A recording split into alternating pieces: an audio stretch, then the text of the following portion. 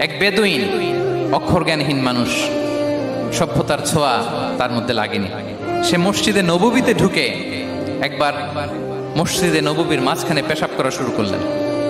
কি করা শুরু করলেন? কোথায়? টয়লেটে? কোথায়?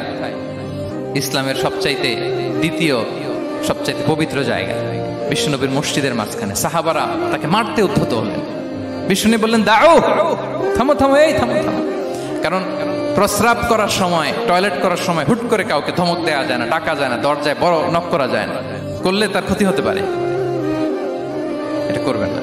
বিষ্ণু বললেন, দাও ওয়া হারিকু আলা বাউলিহি সাজলান মিন মা, এই রাখো রাখো, বেচারাকে পেশাব করতে দাও, করতে দাও, করতে দাও, পেশাব করতে দাও।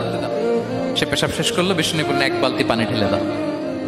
এই এক বালতি পানি বালুতে মিশে জায়গাটা পরিষ্কার হয়ে যাবে।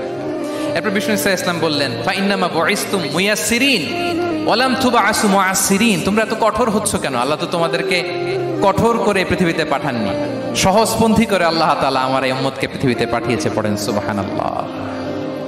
দেখেন কত চমৎকার আচরণের ছিলেন।